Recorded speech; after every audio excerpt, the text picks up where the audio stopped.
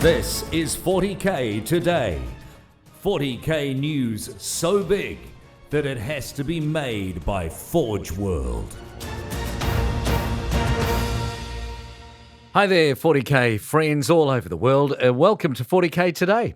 This is your daily 15-minute news, views, and interviews show that covers the whole hobby of Warhammer 40,000. And I mean just everything. Everything to do with Warhammer 40K, we've got it. I'm your host, Steve Joel, and today on the program, look, a lot of folks in our hobby have been asking what happens now with the ITC in light of the new table sizes being released by Games Workshop. Reece Robbins from Frontline Gaming and from the ITC stops in to answer that question and have a chat about it in general. And there's something huge about to happen in the mighty Midwest. Jason Horne from the Lord Marshall Conference explains all about it next. But first, well, as we've already heard, it's the topic that has the whole 40K world all fired up. Our 40K Today poll question for the week, which is live on our Facebook page and our Twitter right now, is this. Will you be cutting your mats down to the new suggested minimum size for the new edition? Well, hey, don't come at me. Don't come at me. That's just the question in the poll. And you know what? So far, it's a pretty resounding no. Only 16% are saying they'll cut their mats down. Everyone else is going to just keep it as is, keep them whole. Maybe use tape. There are some very funny videos out there about potential solutions. The best comment so far on our poll goes to Adam Abramowicz. Thank you, Adam, for getting involved. We appreciate it. This is his gem. He says, just because I have an extra 4 inches doesn't mean I'm going to cut it and be done with it forever. Thanks, man. Look, there are a lot of strong opinions on this, so get over to our Facebook and climb on into that conversation. Okay, something big is going down in the Midwest of the United States of America. The team from Lord Marshall Conference is planning a massive live stream, complete with shoutcasters and expansive coverage and everything. Our very own John Damaris caught up with our friend Jason Horne from Lord Marshall to find out what it's all about and how you can see it all. Jason, you guys are getting back to covering events, and there's an event going on this weekend. Why don't you tell everybody what's going on, and then let's talk about what you're doing, because I'm excited about this. Well, hey, John, thanks for having me on, man. We are super excited to cover the Branson Brawl. It's going to be in Branson, Missouri, this coming Saturday. It's going to be a 30-person Warhammer 40K tournament. And I think, as far as I know, it is the first GT event to be covered live in our live stream post-corona pandemic. So hopefully people are hungry for live streams, hungry for competitive 40K action with some of the best people here in the middle of America competing for the Branson Brawl. Very cool. So now you guys are doing a lot to live stream this event, but you're having a lot of guest commentators, right? You want to talk about that for a second? Yeah, man, we are super excited. We obviously have the one, the only John Damaris. All right. First off on, is it round one? Is that correct? Yep. All I right. will be there. I will be there shoutcasting, making a fool out of myself, having a good time in general. But that's going to be awesome. But you have a lot more in store, right? There's a lot of people that are pitching in to give some disparate voices to these rounds. So it should be fun. That's exactly right. And what I found is that, Cody Cluck and I, we are kind of the boots on the ground. We hook up people's with microphones. We do all the technical work and adjust the volumes and stuff. And, sometimes we don't really catch what's going on in the game. So what I've found is that having virtual shoutcasters is really handy to have. So we have you at 9 o'clock. We have Scary of Scarredcast on round 2 starting at 1 p.m. Central. And then we have Doug James of Siege World, 4 p.m. Central for round 3. And then on Sunday, we're going to have John. We're going to have you, Tony, and Brandon. Excuse me. We have John. We're not going to have you. We're going to have John Woolmeyer of TFG Radio, and then Tony of Hammerhead Games. Then we're going to have Brandon Grant. And then for round 5, which is the final round for this event, we're going to have Scary and Brandon Grant again. So it's going to be amazing. We have some really awesome competitive players, and I can't wait to see. I don't know if this is Brandon's first time shoutcasting, but I know that he asked me some pointers. I know Tony has asked me some pointers, and so we're excited to get them out there and do some 40K streaming. Yeah, it's going to be a good time, and it'll just be nice to sort of get back to a little bit of normalcy. Now, I understand that the Branson Brawl is going to be taking steps, obviously, pandemic steps, right, to try to keep everybody safe. This is only a 30-person tournament, so nobody go crazy. It's not going to be nuts. Right. But what I'm excited about is just to see some models moving on the table, because I think I speak for everyone when I say I miss 40K. I miss playing it. I miss everything about it. I miss hanging out with my friends over a weekend, sharing beers on a Saturday night. I mean, the whole thing, right? So yeah, and I think that's what everybody feels the same way. So, we're excited to get back in the swing of things. We were originally going to cover about maybe 7 to 8 to even 9 events this year, but obviously, that all got cut off. And so I think we're going to cover this one. We got 1 in June, 2 in August, and the 9 Halo in September. So that's going to be exciting. And I love having guests like you out, because you guys bring John, you, Brandon, everybody that's going to be on the virtual shoutcasting crew, bring a level of experience and have an opinion that I think our viewers want to hear. And I can't wait to get to hear it, because we have a lot of fun on these things. A lot of fun. We really do. So for those of you that aren't familiar with the Lord Marshall Conference and with Jason and what him and Cody do with these streams, they have some of the best robotic cameras in the business. Like, they have very expensive equipment, so they're able to zoom in on different areas of the board and to provide like better coverage, because they literally can robotically control the cameras. And you've got something new brewed up, right? You want to tell people about the new innovation that's coming to this stream? Yeah. So we've always been somewhat an organization that wants to innovate, wants to push the envelope. And so this time we're going to be adding virtual telestration. So we're going to try it. We haven't tested it yet in a live environment, but the concept is John, we're going to have you remote in and actually telestrate live on the screen. So it'll be pretty cool. And I can't wait to see, what John Maddens you can draw on the screen. Yeah, I mean, everybody, there's nobody who's watched football who hasn't dreamed about someday running their own telestrator, right? So I'm super excited about that. And I promise I'm not going to be drawing pictures of male genitalia. It's not going to happen. So it should be a good time. That's probably true. I know some of our shoutcasters might actually do that. So, but you know what? It's all fun and games. Cody's going to be watching it too, so he can quickly clear off that screen. So, Cody, the fun hater. No, I'm kidding. So if you want to watch the stream, all you got to do is go to twitch.tv/Lord Marshall TV. We'll also be posting this on Facebook and all the interwebs. Just kind of a quick aside. I know that we are definitely still in a pandemic kind of a state here as the country opens up. And so what we're going to be doing on stream to make sure that we are doing the best job of keeping everybody safe and healthy is that players are going to have their own dice pools. There's no sharing dice. They're going to be different colors so that players will easily be able to distinguish which color dice they have. On top of that, we bought some extra booms or mics for our players. So there will basically be 2 sets of mics for the players, and in between each round, we'll have set A for one player for one round and set B for the other. While set B is being used, we'll be disinfecting set A with some really strong disinfectant, because we know that players are talking with their mouths, and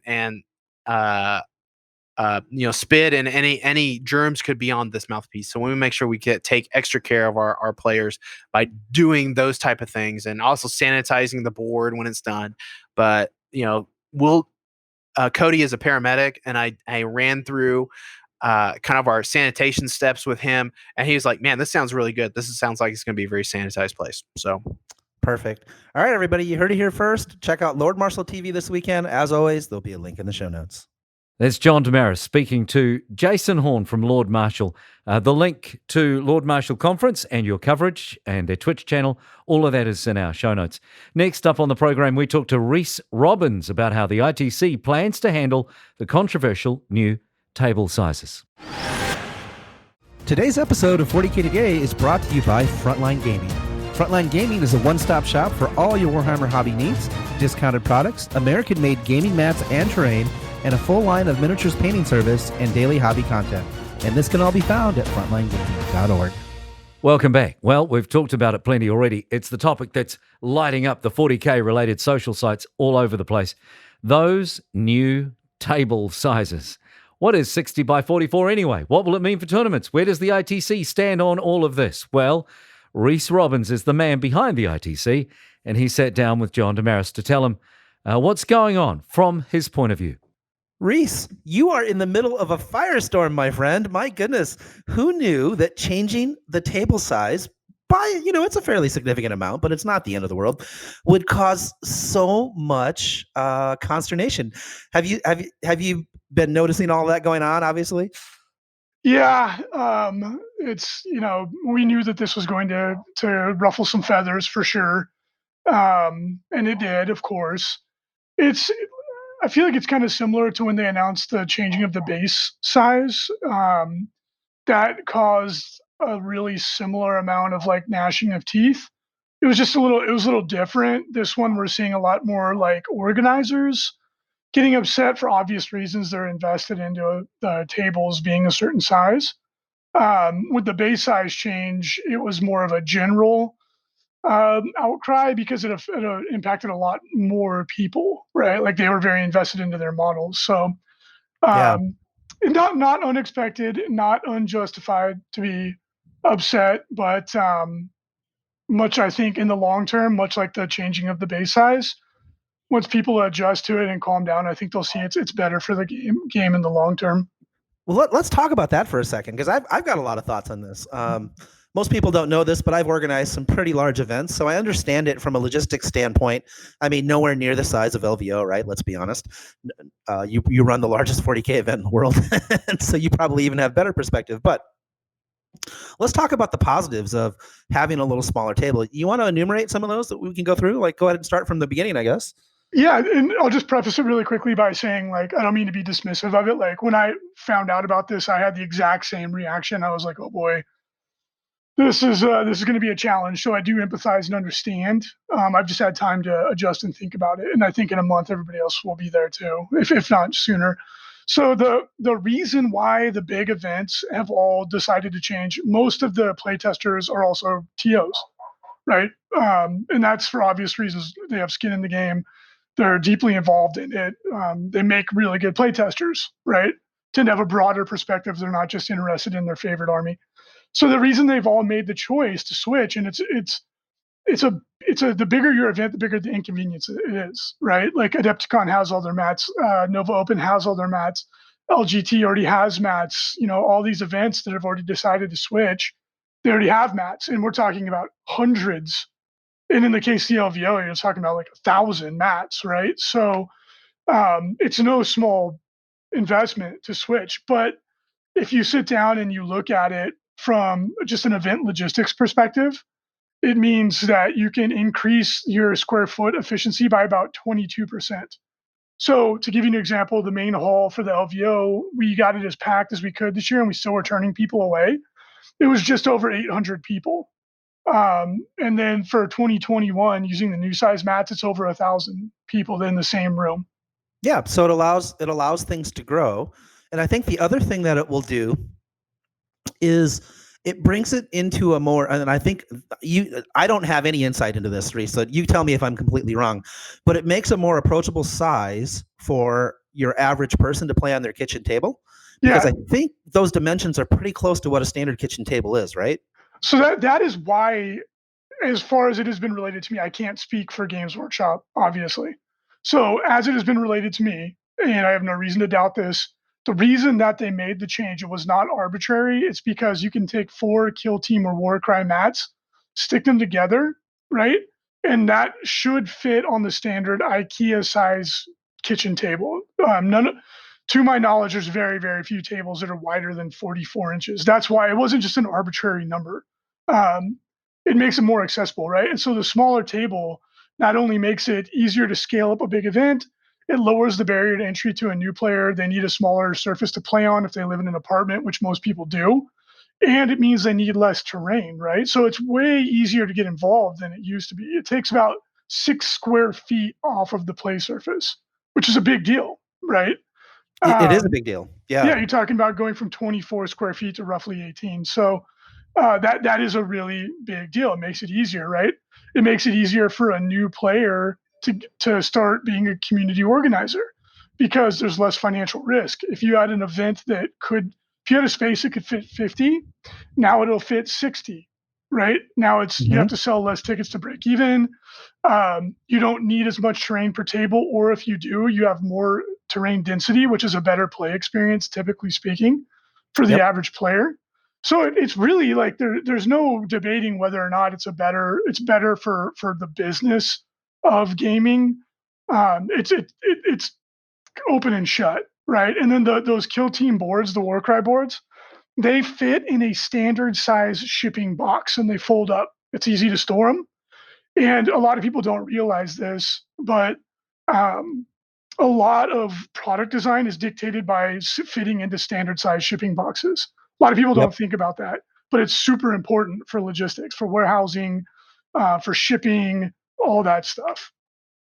Yeah, and I think it's safe to say that these changes will all help elevate the entire game for everybody, and more players is better for everyone, right?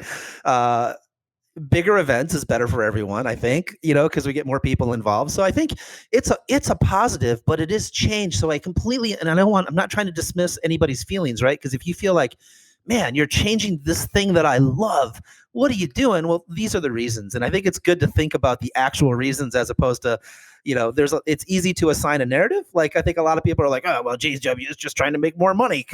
Or I even saw somebody say like, oh, Reese had something to do with this. Like, you had any say in it at all, so you could sell more mats. Like, give me a break.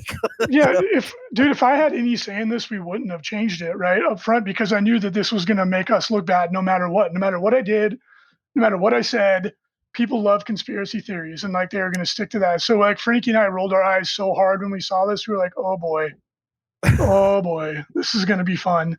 We have literally no input in product design. They don't ask our opinion. We don't see it before it comes out.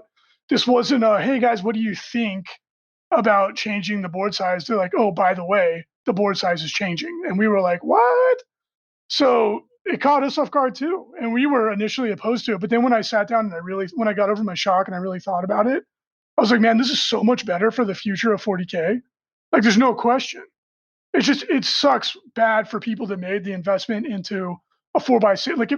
Like the mats, of course, I empathize with all my customers, and we've been trying to show people ways that they can adjust without buying a new mat, just to try and show people that we're not trying to just squeeze more money out of them. That's not the point, right? We've been showing people you can cut your mat if you feel comfortable doing that. You can mark it off with a pin. You can use painter's tape. There's a million things you can do, right? You can use tokens to show a smaller play surface. So we're trying to show people that we're not like, oh boy, money, money, money. That's never the point. We're rolling with the punches too, just like everybody else is. Yeah, I mean, LVO is a good example, right? You guys have a huge amount invested in your mats there. And, that's not insignificant to your bottom line in general. The change actually directly affects you. So I think it's good to get your perspective, Reese, and I appreciate you coming on just to help, sort of boost the signal on maybe why this is a good thing. Because I personally think it's a great thing. I'm actually really excited for the change because, again, high tide floats all boats, and us getting more players in and making it a little more approachable. And even like just a person walking into a game store, seeing a little bit smaller table size will make it a little less intimidating. Maybe it's not something that's quantifiable, but I do think it's a real thing. So it is for sure. And for game store owners, again, if they like us, we have beautiful 4x6 foot custom wood, gorgeous tables that we had made, right? If you're in our boat, you're like, well, it still works, still fine. It's just like, shucks. But from now going forward, anybody who's getting involved, everything is easier to do. Yep. All right, Reese. Well, thanks for taking the time. And as always, where can people find you? Like, they can find you at frontlinegaming.org. Is that right?